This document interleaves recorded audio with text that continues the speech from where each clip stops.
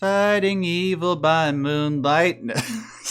I can't do it. Sorry. No. We were just talking about Sailor Moon before we started. I just we have cats that are named after Luna from Sailor Moon. Welcome back, ladies and gentlemen, to Maximum News. Sorry that there wasn't an episode last week. I was on vacation. I was in another country. It was a holiday, so it was kind of like it was a holiday. It's a holiday in like all of the major countries that listen to us, basically. Oh, right, Labor Day. I forgot about that. Yeah, I was like, why is he asking if we're going to do a show on the holiday long weekend? Yeah, like, nobody's around to listen to it. Right. Okay. Yeah. All right. Well, then I rescind that apology. Screw you guys if you want to. I'm just joking.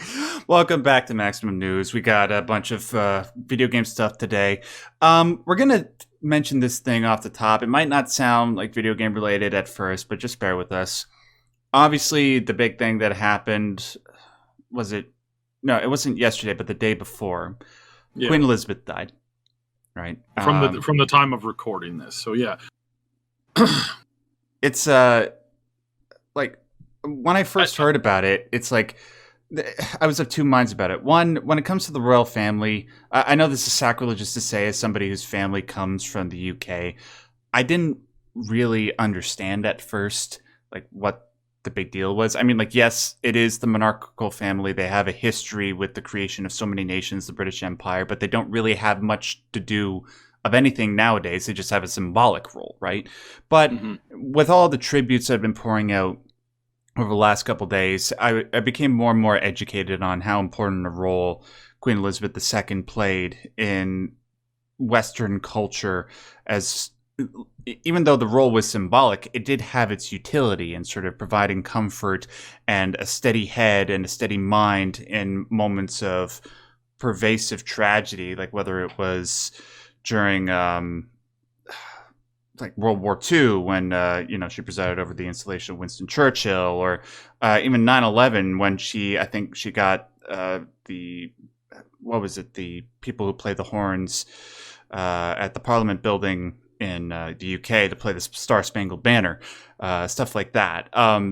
You start to get a greater impression of why this lady was important to not just the people of the UK but around the world. Yeah. I can speak a whole lot more to that. Shocker. Yeah, I have an in-depth, deep knowledge of how the monarchy system works. And we've also run, in some of the think tanks I work in from time to time, we've run long, like, examples of, like, well, what exactly has the monarchy done for us? And, us as in, like, the world, like, right? Like, where what's the importance level of it? It's actually a lot more important than a lot of people realize. By a large factor, there was a movement from some of the previous royals prior to her to side with the Germans in World War II, and she and her father were obviously large opponents, opposed to it completely. Some dumbass on can't remember if it was Twitter or some other commenting site. When I had originally posted about this, said something asinine like, "Well, they wanted to join the Germany at the World War II."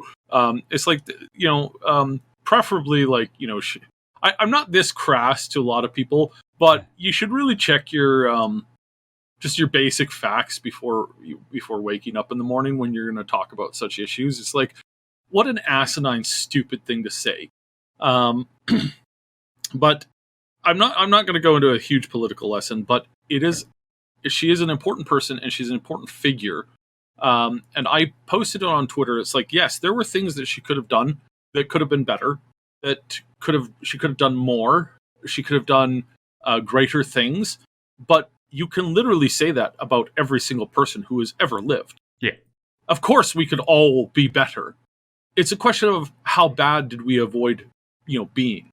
And you might think that's a difficult or a hard or a stupid question, but it's actually a really relevant one, especially when somebody has an enormous amount of power. And again, somebody says, "Oh, well, they don't really have that much power." And again, it's like, don't showcase your stupidity.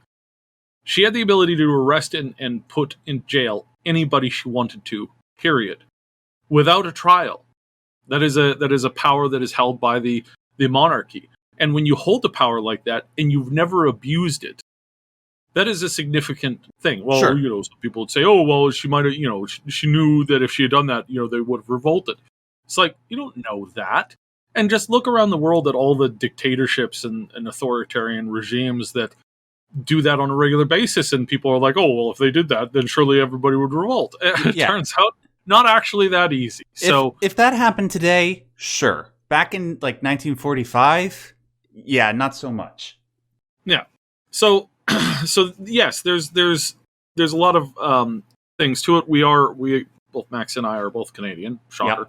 Yep. And so we do have some respect for her, and we have a respect for a monarch whose primary goal in her life, in her early life, was to decolonize places completely, to lift the cultural hammer over their head and allow them to flourish in their own, for better or worse, and that you could take that where that goes, right? Because sure, some people might say that it was bad, but it's like, well, her lifting it was bad, or them doing it was bad to begin with. Like, they complain about the colonialism, which was bad, but do they also complain about the installation of like clean water facilities? It's like they're shocker. It's a very deep, complex issue, and she is a deep, complex person, as everybody is. And when somebody dies and they've managed to live a fairly decent life, doing a lot of great things, such as decolonizing everything. I believe she decolonized pretty much everything, except for the Rock of Gibraltar, I believe. Yeah. But that's something to be celebrated, and that's something to be kind. Now, as far as gaming news, I bet you all didn't know this. Sorry, just very quickly before we get to that, I just wanted to make a quick correction to something I said. When I said about getting the playing at the Star Spangled Banner, what I meant to say, it wasn't at the Parliament building. It was actually at Buckingham Palace, yep. Right? And the Coldstream Guards, they change the guard every day there, and when they do, they have all these soldiers decorated in the red coats come out and play a song. Well, on like 2 days after 9/11, she ordered them to play the Star Spangled Banner. So it was quite a moving moment. But please continue, Side. Sorry, muted myself and then pressed the wrong button. It's okay. So yeah, it's she's got some interesting gaming stuff. She was an avid player of Wii Sports for weren't we all? the past I believe almost 2 decades, basically. Like not 2 decades. I think it's only been out for about 15. I want to say 15 years, but I think I'm overstretching. No, that's 15 sounds about right. Maybe 16. Yeah, in and around there, like maybe it's 13, 12, whatever. But shocking, surprising. I didn't know that. In fact, she was such a fan of it that Nintendo actually had a custom controller made for her. Can you guess what the custom controller was made out of? Gold? Diamonds? Yes. Gold. Oh, okay. Nice. Yes. Now, a lot of you are like, pause the video and put it down in the comments if you guessed this already. You know how people, when they're playing Wii Sports, have a tendency to throw their controller, especially at the TV? Did she do the same thing? Well, I don't know. There's never been any report on that. But the one thing that I kind of noticed and kind of thought about quite quickly was, when you throw a Wii controller and it's the plastic one, that tends to do a lot of damage. How much more damage would a gold-plated... Yeah, it would go right through the back of the TV, through the wall, and maybe down the goddamn floor, hitting Charles on the head when he's in the kitchen or something. Yeah, hilarious, absolutely hilarious. Although so I had a good laugh about that. Look, she probably couldn't have been able to handle it, right? She was an old lady at the time, and gold enough as it is really heavy. Actually, she was quite active up until about the last year. She was very active. A lot of people think, the Queen, she sits around all day, does nothing. Actually, I think she averaged like 5 or 6 events a day that she would go to, that she would either speak at or be a dignitary there or something like that. Yeah, it's interesting. So an interesting thing turns out, like many of our grandparents, loves Wii Sports, because Wii Sports really managed to and I really don't know why they didn't like. I don't know why there's not a Nintendo thing that just keeps that going. Well, didn't they do that for the Switch? They have some stuff, but it's not as iconic, right? It doesn't True. It doesn't fit. In fact, I know a lot of people who still play their Wii to play Wii Sports and not on the new Switch thing because it's the Wii Sports controller. Just it was that like bottle, like lightning in a bottle kind of thing, where it was like that one and the one thing that everybody knew, and I loved it. I really considered getting a Wii, but most people I knew happened to have one at a time, so it was never difficulty to play it. I really enjoyed a lot of the sports, and I was really looking for them to double down on that technology to really increase that, and they never really did, and that kind of sucks. Yeah, like when it comes to additional peripherals, like the Wii compared to almost any other console was truly successful, and yeah, well. I mean, the Switch is doing quite well with the way that it has things set up. Joy-Con drift not included. Oh, well, maybe one day. But yeah, cool story. Rest in peace. Queen Elizabeth II died at the age of 96. God save the king and the queen. All right, moving on to the next story. Because this is my show, anytime anything Silent Hill related comes up, I, of course, need to talk about it. It's the number one thing that I'm known for on YouTube, on my main channel. So, Syb, the Tokyo Game Show is coming up next week. That, alongside like the Game Awards, E3, Summer Games Fest, those are the things that a lot of gamers tend to keep their eye on when it comes to new announcements. Well, it looks like Konami's going to be there, and they're going to be doing a lot of the usual stuff. They're going to be promoting Yu-Gi-Oh! They're going to be doing the pachinko stuff, probably. God damn it. But something interesting in a sort of a press release for what to expect from them at the it's going to be, I think, a 3-day event with them that's going to be starting on this coming Friday or Thursday and then going to Saturday. This coming Friday, September the 16th, it's going to be happening 2:30 in the morning here on the East Coast, North America, but it'll be like 3 o'clock in the afternoon on Friday there. They're going to be doing a 45-minute panel on a game, on a new game from a pre-existing Konami franchise that is, quote, beloved by fans all over the world. Now, what could that possibly be? Obviously the first thing that a lot of our minds go to, I just mentioned it, is Silent Hill. There's been a lot of rumors going on about games, not just one game, but 3 games possibly. By Silent Hill, do you mean that's that video game based on that movie that Sean Bean was in where he didn't die? It's like the only movie in which Sean Bean is in which he doesn't die. Right. Yeah. Yes, that is the movie based off of the games. Yes. God, that movie. But yeah, there have been rumors going around that not just 1, but 3 different games, one being a Silent Hill 2 remake. And plus, with this news coming out, there was, some leaks that were happening on Twitter of what appeared to be images from a Silent Hill 2 remake demo, and it like the way that it looked, it sort of looked like a behind, like over the shoulder camera view, sort of like what we got with Resident Evil 2 remake and RE4 and The Evil Within, but it was with Silent Hill, and it was with James Sunderland, and he was like, it looked like he was going through his school, and then when he's in the darkness of the hospital, you see like one of the creepy nurses coming out from the side, and we know that these images were like, we have reason to believe that they are legit because the guy, you remember when we did a show a couple of months ago, Syb, where we talked about the leaked photos for the Silent Hill game that was coming out. The guy who leaked them, he was a guy named Dusk Golem, and we know that they were legit because they were taken down. Well, the guy, the Dusk Golem, commented on these photos and he said, yes, they are real, but they are test images from an internal demo that was done at Bloober. And Bloober are the guys that did the Layers of Fear games, Blair Witch, and most recently The Medium. So all this stuff is leading us to believe that, sorry for the noise in the background, that this coming Friday, we're finally going to get our first look at something in regards to Silent Hill. But there is reason to believe it might not be Silent Hill. It looks like recently Konami renewed their license for Suikoden. Suikoden, most famous for their titles, I think, on the original PlayStation and the PlayStation 2. I think it's like a JRPG. I never played it. I think the last mainline entry was in 2006. Plus, the guy who is heading this 45-minute event is Yuki Kaji, who is apparently one of the lead voice actors in the original Suikoden.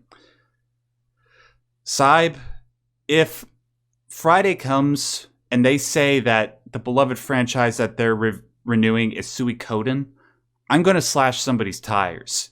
Mark my words, because I can't take this anymore. Like, seriously, this is like my tiny little baby heart is going to burst. Like, I had enough cholesterol build up when I was on vacation. Syb, I got to ask, what do you think the likelihood is that it's going to be Suikoden?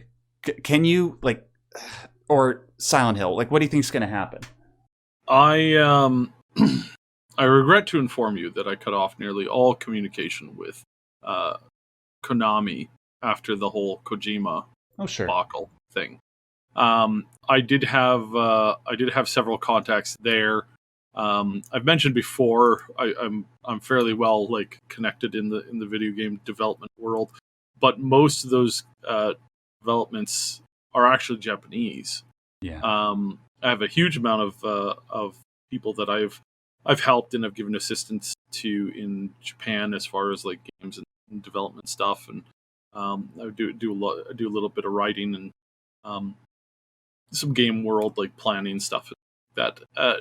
And it's where I meet most of my contacts, and they're very friendly. We have there's a lot of times where there's lots of communication, and a lot of them really like testing their English skills. And I'm not terrible at Japanese when it comes to utilizing it in a chat platform. So yeah, I can tell you that the majority of current devs look at Konami and they scowl, and so I have no info on this. They have universally kind of like turned their back on the studio. And so if there's any game that's coming out, if they're working on anything, I believe we've mentioned this a few times, and it's been talked about in the press here and there. They don't have anybody that is like a good programmer anymore. That's like an active programmer that could take on the reins of some kind of project like that. Yeah. They have a few programmers that specialize in their pachinko machines, but they were forced to basically try and like outsource a bunch of stuff, and they couldn't find a place to really outsource it to in Japan as far as what, a lot of the rumors were saying for quite a while. I don't know how much of that has changed. I hope that somebody that they go back to their games, because what their they're doing properties are legendary. They're holding these properties essentially for ransom. And it would have been one thing to sell them off.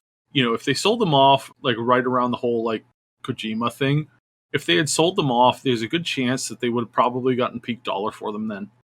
Now, if they were to try and sell them off now, or if they're trying to like, split a thing and do another thing and do another thing, I really don't know how successful they're going to be without the game being, absolutely like gameplay being absolutely on point perfect, story being on point perfect, technology being on point perfect, the general like the systems of the game running and all that kind of stuff. Without all that stuff being perfect, I can't see them doing well, and I can't see the game doing well.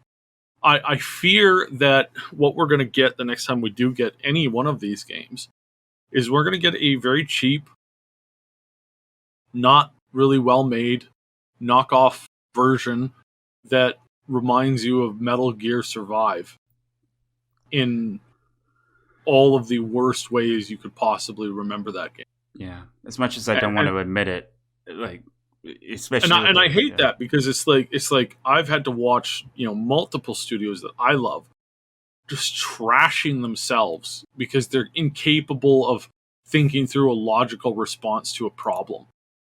It's like, they're like, oh no, we're not, our fans aren't happy with us right now. Oh, what should we do? Let's pour gasoline on a fire in the office and see how that helps. And that's their legitimate, like, that is their legitimate, honest to God response.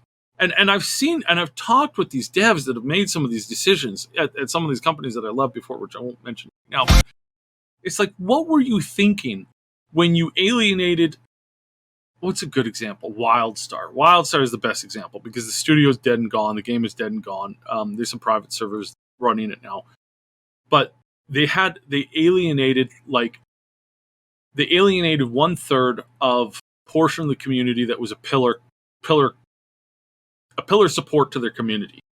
As in, like, if you remove those players, and if you alienate those players and all those players quit, you have a domino effect of losing at least like half of your player base. Because that affects so many other parts of the game. What were you thinking when you did this? It's like, oh well, we realized that people were having too much fun. The content was being like gone through too fast, so we had to stem the bleeding of the content drought. So you removed half your player base. Yeah, it's kind of a bad way of thinking about it now, but I guess that's effectively what we did. It's like, right. My God, you're an idiot. like that's the problem that we run into so often with these studios. And I don't know I don't know the solution to that. And it's really disturbing. Well, the solution is just, I'll give Konami credit if the rumors are true and that they sold, well, they didn't sell it, but they allowed other companies to work on their IP and that they're probably going to get residual benefits from it.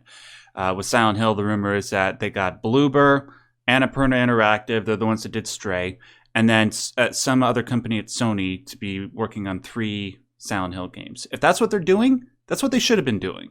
And I'll give them credit. But until that's official, and you better goddamn well make it official on Friday, like I said, otherwise tires are being slashed, then I'll give them credit. But until then, my opinion remains about Konami the same as Sybs. F them. Yeah. Hopefully, just one other thing, just to the people who love Suikoden, like, more power to you. I hear it's a great game, but come on. There are more fans of Silent Hill than there are of Suikoden. Please, just give me Silent Hill. Please. Sorry, were you about to say something? Hopefully they're learning. Hopefully they're growing. Yeah. Hopefully they're moving forward. That would be really nice. Yeah. And hopefully, the rumors about Blue Point working on Metal Gear Remake are true. But let's not push our luck. Let's just hope let's just focus on Silent Hill for now. Anyways, with that out of the way, let's move to another company and mishandling their intellectual property. Cyberpunk 2077. We've known for a while that there's going to be an expansion, and now it's finally been announced. Cyb, you're the Cyberpunk guy. Let's talk about it. So speaking of companies that have failed in some way, S to the bed, yeah. Yeah, we're kind of at a decision point here where we're gonna do a wait and see thing, because we really, like, we were so excited and we were seeing so much like promise and good things coming out of CDPR for Cyberpunk. Mm-hmm. Obviously, that kind of hit the wall. For a lot of people, they had their fun and they were just like, it wasn't anything super special. There were some obvious problems that we tried to address, that we begged them to listen to on. And a lot of that stuff was never addressed. Still not addressed to this day, a lot of those things. We aren't going to really be covering what coming out from them officially in the future. We will be covering what modders do, because modders is what a community puts out. And that community involvement, it doesn't matter how bad the original company is when it comes to doing things, or when it comes to screwing up, looking at looking at one company that constantly breaks its promises. Is it a bug or a feature? Looking at other companies that, they're some of their lead people are involved in really heinous stuff. Mr. Kotick. We're not going to insult the community that still plays the game, because they paid their money. No, they put their money in. They're not supporting them currently. They're just playing something that they own. And we're big proponents of, if you bought something, you own something, you have the right to to tweak it. If you buy some music, if you want to remix that music, that's totally on you. Selling it, in a public place is probably a little bit of you're going to run into some problems there. But everybody has a right to alter and mod their own games as they see fit, that don't have like an online component to it, right? That would then have you cheating or messing with the economy of the game, or ruining other people's times by jumping ahead, by cheating and hacking and that kind of. But no, single player games, mods are important. They are a pillar to the community. The one big announcement is that they've put out official mod tools. Woohoo! And they have made those available to everybody. We're going to start to see a lot of mods that people were kind of like. So the biggest one everybody knows, I love to talk about it. Third-person perspective. Oh. Third-person perspective in Cyberpunk has been missing. It was in at one point. It was removed because they wanted to capture this silly idea that you were going to react more to seeing other characters reacting to you. It was kind of a thing, and obviously like it shortcut some of the work that they had to do in the game and all this kind of stuff.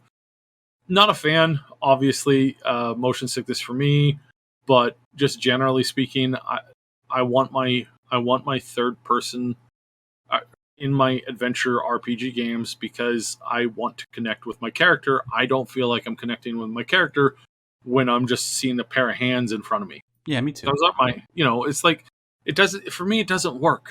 For me, it's annoying, and I really hate it. Not having that in a game. And I'm not saying that first person should be banned either. I think that logically you can have both. It's so easy to do both. And if you're going to do first person and you're going to commit to it, then please do something new with first person perspective. And if you want some hints on it, just look at some of the absolutely stunning mods for first person perspective in Skyrim. They are really pushing things that no other first person game has done up to this point. They've turned that game into Dark Souls with some of the mods. Yeah, but I mean, some of the first person mods, like your hair is in front of you, and when you go into like Archer Frame, you close one of your eyes, and so you're looking through just one eye. Like the technology that they're pushing through that, the way of rethinking the first person thing is amazing. I'm not against first person, but I am against them kicking first person out, first person or third person, kicking one of them out to favor the other one in a particular, like in a game that has the ability to do both. Yeah. And we know that it has the ability to do both because the freaking last game that they made with the exact same engine basically had this, third person mode. And one thing that I would encourage them to do in the next Witcher is introduce a first person mode that you could select whenever you want, or just, have it so that you scroll in and out for that, to go pop from first person to third person. I think that's a great idea. I'd love to see The Witcher played through a first person perspective. This is great. And again, I'm just using this as an example. Of course, there's many, many, many, many, many other things, from the tram, the wall running, the flying cars, the costume system, which they did add in the latest patch. But it's it's not as smooth as I would like it. There's lots of systems and there are lots of things that I'm hoping that the community runs with now. Am I excited for the new expansion? I'm actually not. I am excited that Keanu Reeves and Sharamia, I always mess up her name, and I'm so sorry because I've met her on multiple occasions. She's even done a bit for our channel once. The lead female actress for V, Mrs. Lay. She's an amazing voice actress. She's come back. The trailer gave me chills, but again, as soon as the audio was done, I'm like, but this is still Cyberpunk on this engine that's had so many problems, and that they fixed some of them, but they're still not fixing other ones. It still doesn't feel like an RPG. It feels like an action story thing, and that's not what I was sold to on the project. I was looking forward to a tabletop representation in some aspects of the game, especially as far as the RPG mechanics went, and there was basically none of that. Instead, all we really got was just a flashy, like, movie perspective idea that, had a lot of flair and stuff to it, but it didn't have the weight that I was looking for, despite the fact that there were some really great quests, there was some really great stories, but it was a disappointment. So we're not going to hype that stuff up. I am going to say that I am hyped for the mods and what the modding community can put through and help to develop, going forward. So let's hope that they do that well. As far as the expansion goes, I'm hoping that it works well. I'm really looking forward to them improving and making the game better. But I honestly think that most part, it's probably going to end up being the community that does that more so than them. Yeah. Yeah, I didn't really know how to feel about this until I heard you speak about it, man. Like, yeah, it's good that they got Keanu back. Yeah, it's good they got the voice actress back for V. And it's good that they're sort of making good on the promises that they originally made. It's been almost 2 years until we got this expansion, but at least it's coming out.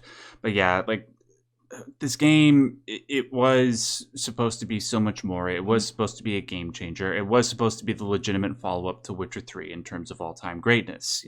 The meme was CD Projekt Red was the chosen one. And because of the mess up that it was, well, you know how that turned out. I will say, though, that I still do have faith that the modders will be able to use the modding tools and make legitimately great stuff out of this, and sort of, provided that CD Projekt Red is allowing them to make liberal use of the modding tools, sort of like what Bethesda does. I'm sure that Cyberpunk 2077 can eventually become something that we originally thought it was going to be. It's just a shame that by the time it gets there, it's probably going to be about 4 or 5 years past its initial release. By the way, it's been almost 2 years since this game came out. Can you believe that? Yep. Yeah, no, it's sad. It's so sad. Well, but I can't believe it's been almost 2 years. Like, it feels like it was just yesterday that you guys were doing the community podcast, and I was on and chatting with you about it. God. No, trust me, nobody's more upset about that than I am. Yeah. And then all of us really on the we all felt so betrayed. And again, they never came to us with like, we never saw official behind the scenes footage. We never got invited to the special events. A lot of other big name YouTubers did, who never really talked about the game outside of, like, 1 or 2 updates every once in a while. They weren't driving parts of the community. They certainly came out and said, "Oh yeah, hey, by the way, this is going to be awesome." And they did more harm than good, because the theme of our podcast was when it was ready. When it's ready, when it's ready, when it's ready. And one of the things that we had discussions with them about was like, "Hey, heard there's been some issues. Can you please, if there's going to be issues, delay the game. If there's going to be hardware issues, don't release it on the older consoles. They're 10 years old. They're not going to be able to handle this. If that's the case, it's going to be more harm than good putting it out. Period." Yeah. You could put it out for the newer previous generation, so the 0.5 models of that generation, and then also have it so that people could buy it, but specify heavily that this is not recommended. It will run at a far diminished thing.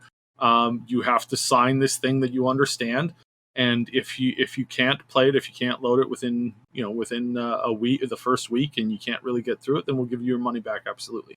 If they had done that right from the get-go, I think they would have they would have saved a lot of face, especially if they'd pushed it back another year, saying like, look, guys, just things happened. We're not happy with this. We're really sorry, but there's not much, because again, it's like gamers complain, constantly about delays, but then when the game comes up broken, they complain about that even more so. Yeah. So it was a trap that we were like, do not fall for this trap.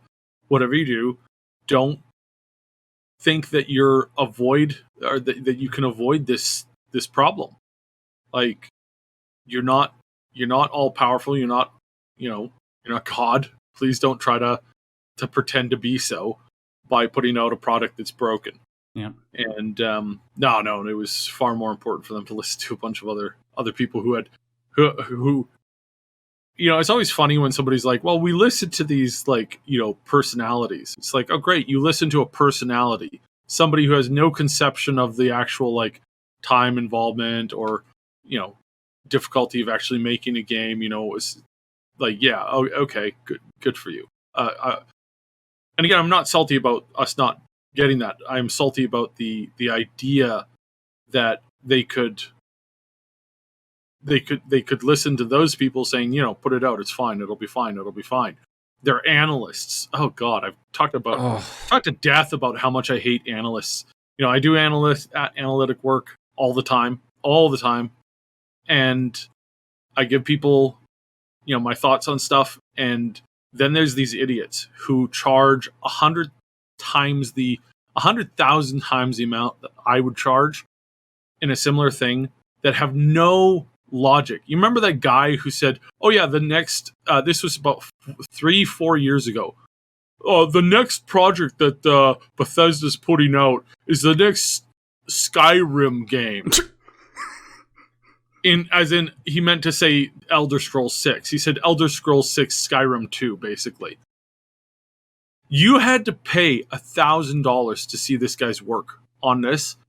And that was before 76. That was before, obviously Starfield.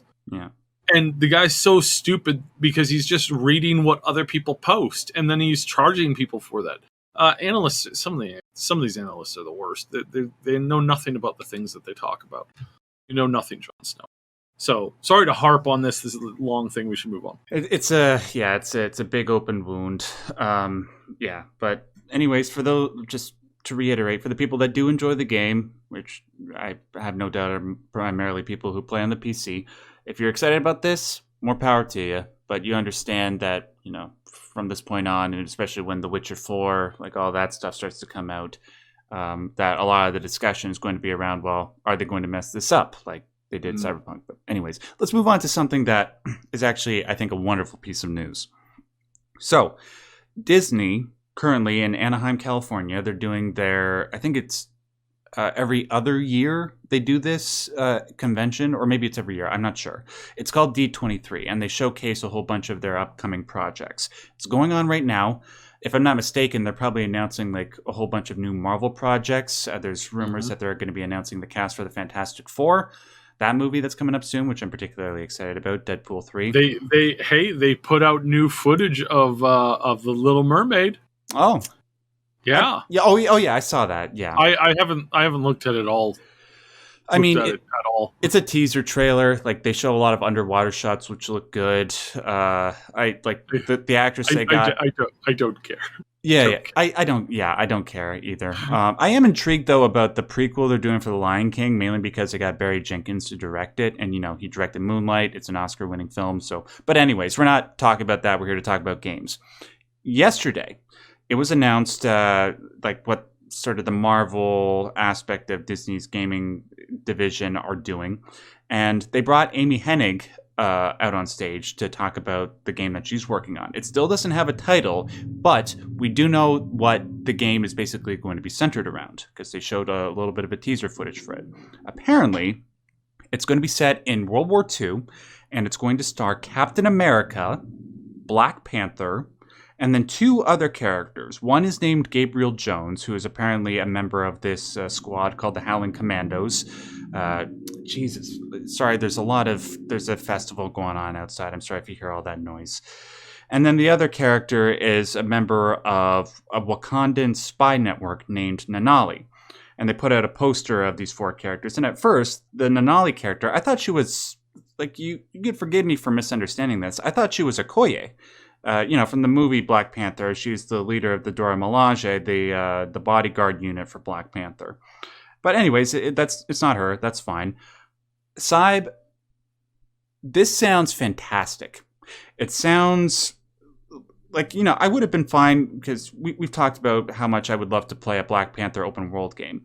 But with this, if we can get sort of Amy Hennig's sensibilities like we've gotten from her with the Uncharted games, with the Legacy of Kain, with this terribly original idea, we could have something really, really special on our hands. I'm very intrigued. We don't have a lot to go on, but just based on this, I'm excited.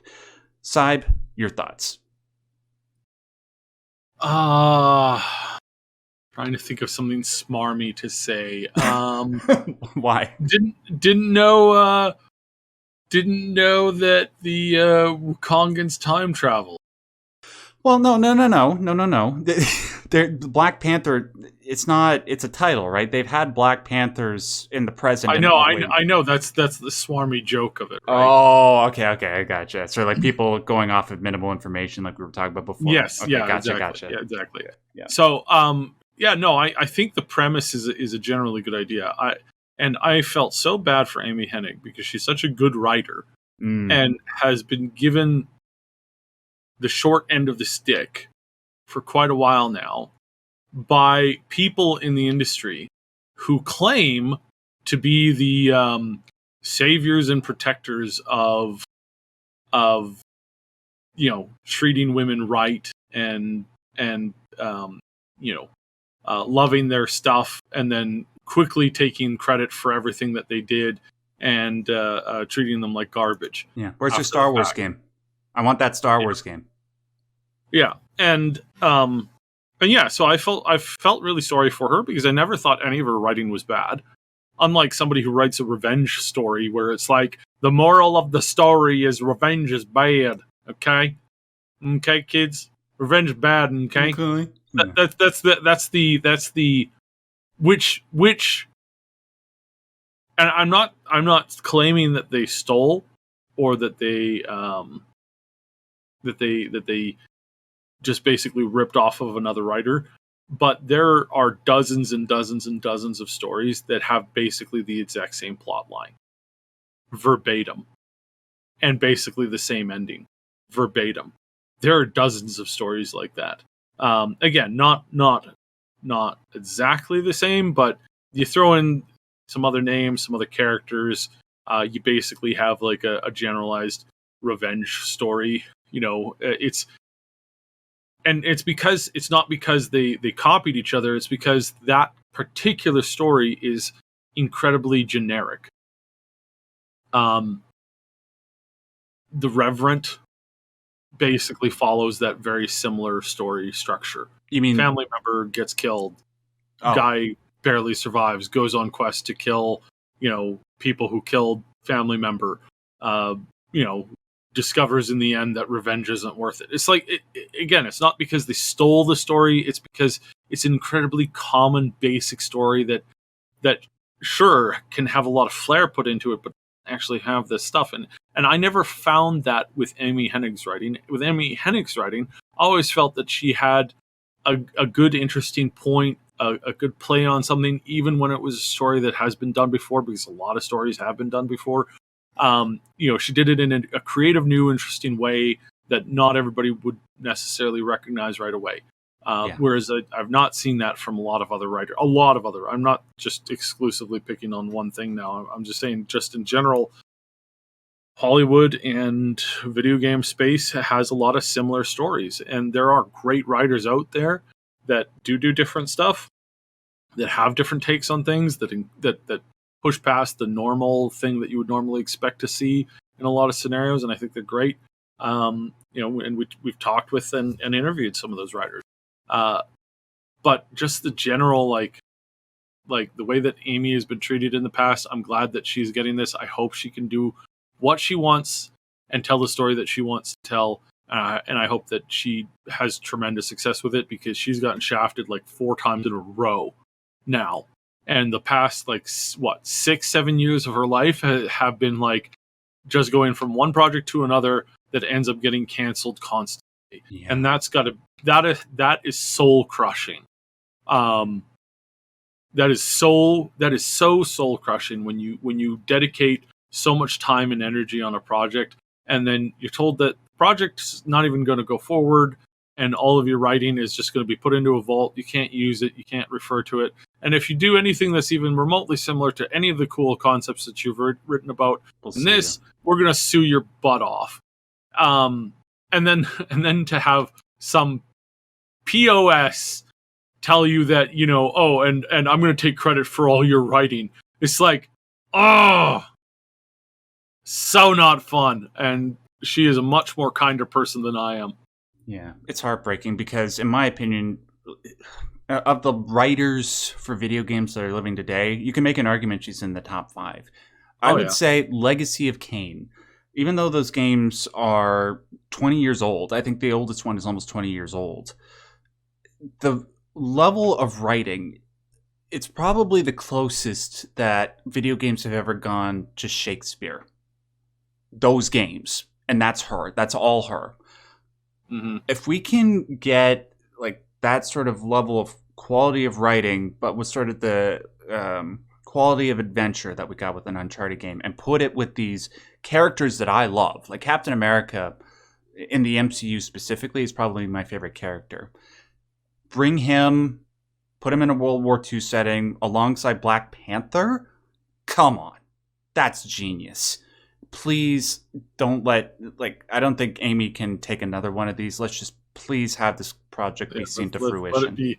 Let's hope that it's good. And again, I really, really do hope that it's good. Yeah. And you know what?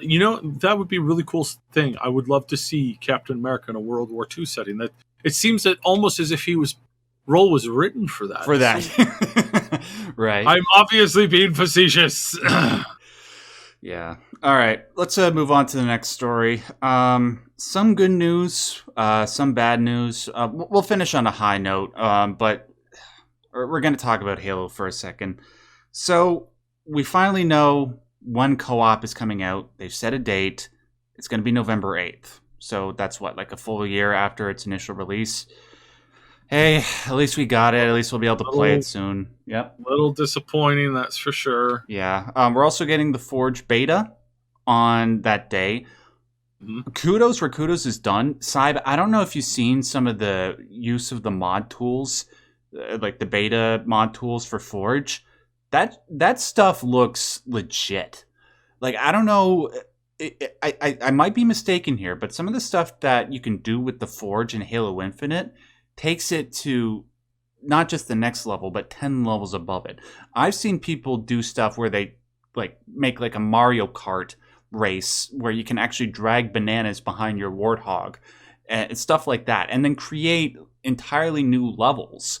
It's amazing. So I'm very excited to see where Forge goes. Unfortunately, because of all the lack of content regarding Halo Infinite compared to other live service games, and the lack of, the promised features being at launch, like co-op, the discussion surrounding Halo Infinite has been negative. Understandably so. Still breaks my heart because I am a lifelong Halo fan. And unfortunately, the discussion has just been poisoned even more because alongside these announcements that were made by 343, the development studio behind Halo, they confirmed that they have officially canceled something that they promised would be there.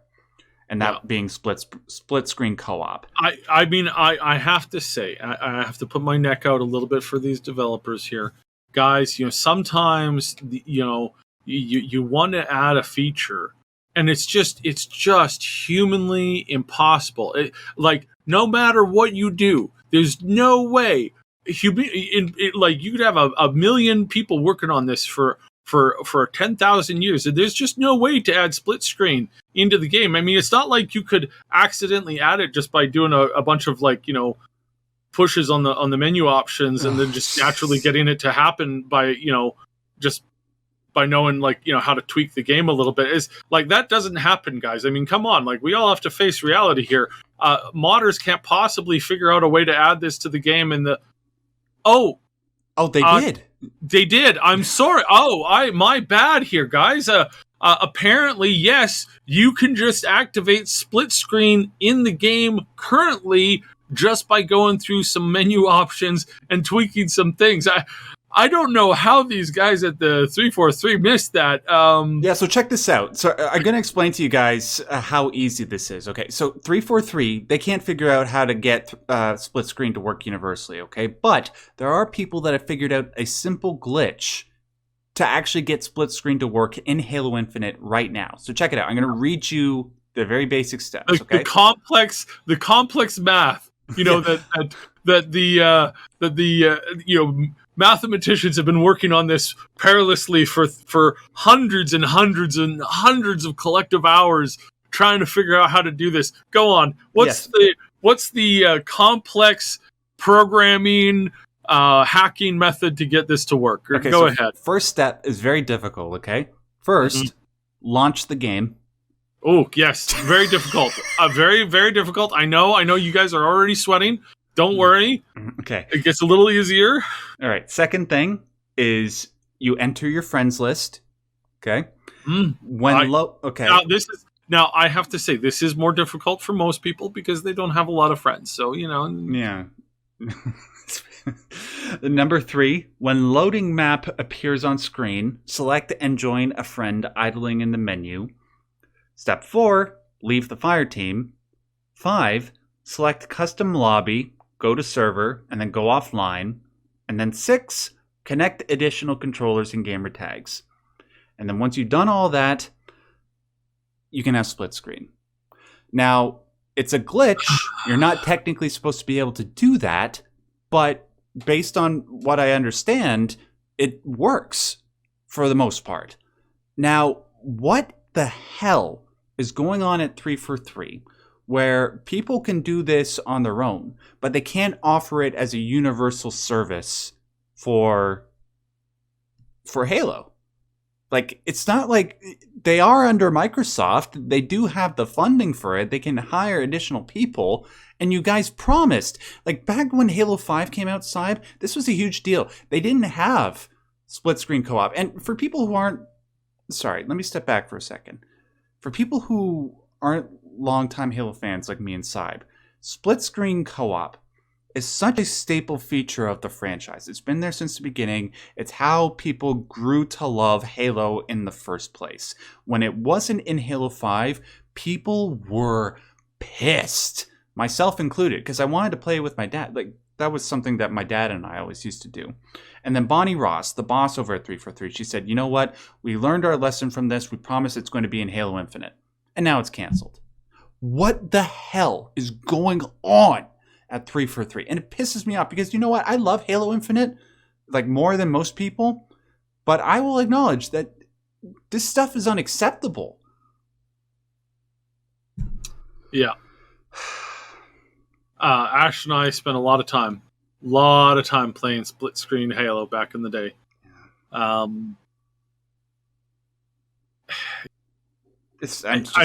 don't know what's going on. Some people have come out and called them evil. Some people have come out and called them absolutely incompetent. I would say definitely there's something in there. The fact that it does technically work, but they're like, oh no, we just can't get this to work. We don't know why. You know what? Like, well, yeah, there are elements of incompetence going on here. But you know what? I'll stick my neck out here for something. I think 343 is a little bit of a better studio than people give them credit for. I thought Halo 4 was a great game. It wasn't any of the previous games, but as a follow-up to the legendary franchise that Halo was at the time, and to some degree still is, it was a solid follow-up. Halo 5... we don't talk about it. And Halo Infinite, I thought it was a step in the right direction. And I don't mean like, you know, how IGN says that every Madden game that comes out every year is a step in the right direction. I thought, as a longtime Halo fan, it was a step in the right direction. But this is just ridiculous. They have to... I hope that... I'm probably just deluding myself, but I just wish that when co-op comes out, when Forge comes out, that it will sort of rekindle the love that Halo Infinite had upon its launch. But I'm not holding my breath, man. It's looking kind of bleak. But you know what? We're almost done this show. Let's get towards something that's a little bit more of a positive thing. Syb, I know of the Gargoyles TV show. I didn't know there was a game, and I had no idea that that game was getting remastered.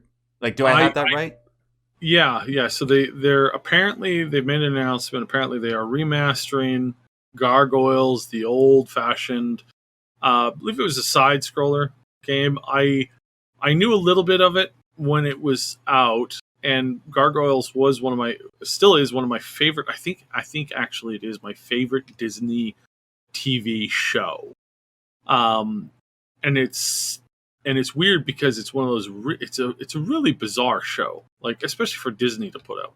Like it's incredibly bizarre to have, gargoyles who absorb or are supposed to absorb evil from a city by having a place on a castle or a cathedral or something like that.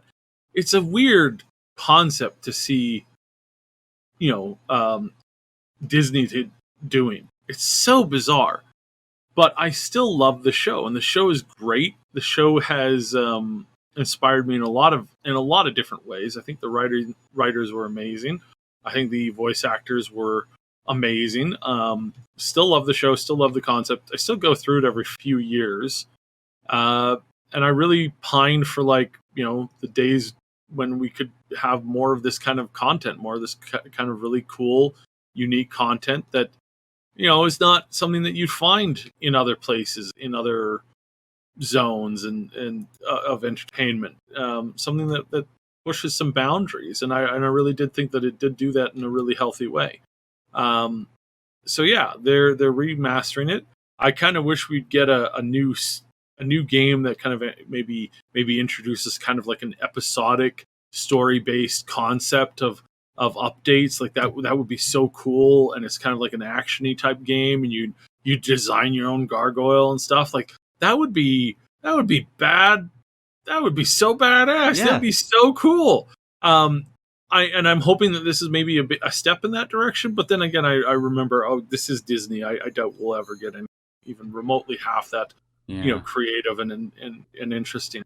But it does depend. Obviously, it does depend, and I don't want to necessarily throw them under the bus completely. But I'm not I'm not holding my breath for anything new and unique in that regard. Especially when it comes to 2D animation. Yeah, but I was surprised by this. I was pleasantly surprised, and I hope that we will be pleasantly surprised for the actual gameplay. And I do hope that this does spawn more concepts and more ideas around this kind of a thing. So, yeah, that would be my hope and dream that maybe one day we can get a deeper story in the gargoyles sphere. Yeah, maybe a resurgence of nostalgia. Like we were talking about Sailor Moon beforehand. I remember watching that Sailor Moon and Gargoyles as a kid. I don't remember much about it except that I remember really, really liking it. I hope, maybe when this comes out, because if I'm not mistaken, this was announced at D23 as well. It was also announced alongside The Lion King and I think Aladdin, and those games were well received too. Maybe I'll pick it up. Maybe I'll play Gargoyles when it comes out. All right, ladies and gentlemen, that does it for this show. We went pretty long, but we had a lot of really cool stuff to talk about. More good news, even though it was accompanied by some bad news. There was good news to offset it. Before we sign out, ladies and gentlemen, I want to remind you as always to hit the like button, because when you do that, it tells the YouTube algorithm that not only this show is worth watching, but all the other shows on the Triple S Podcast channel. I want to thank Syb, as always, for doing the show with me and for not giving me too much credit for going on vacation. Nah, he would never do that. But Syb, do you want to just tell people about the main channel real quickly? Yeah, check out the Triple S League for game guides to a whole bunch of games. We're having a little bit more stuff coming out. We're trying to increase the schedule of content. We're going to be trying some new things again. Every year or so, we try and mix things up here on the channel just a little bit, because it is doing YouTube is difficult when playing with it, when working with, not playing with, but when working with or under the thumb of an algorithm that tends to change quite frequently and tends to not be very kind to you when doing certain things. So yeah, it is difficult. It's caused us a lot of frustration over the years. So if you have any suggestions and if you have comments on our current content, be sure to comment and like and follow us. That helps more than anything is when you guys show up. And we are always so thankful and grateful for the people who do come and continue to share with the content that we create here. We are considering renaming this channel or tweaking the general theming of it. That's kind of what's on deck here over the next couple of weeks for this particular channel. Let us know what you think and how much of a change you'd like to see and how much of a change you think is good. We're definitely open to suggestions, so we'd love to get your feedback on that kind of stuff. Yeah, and everything that Syb just said about his channels and his fans are also applicable to mine and my fans. Like, I appreciate any and all feedback that you guys give us for this show or the stuff that we do on our own. Please put that down in the comment section below. And in regards to my personal channels, you can just, I'll put a link to all that stuff in the description box below alongside with the main Triple S League channel. All right, guys, until we do this again next week, hopefully when Silent Hill is announced, or Suikoden, God forbid, at least for somebody's tires, I want to thank you as always and as per usual, and I want to remind you to stay yellow. Goodbye.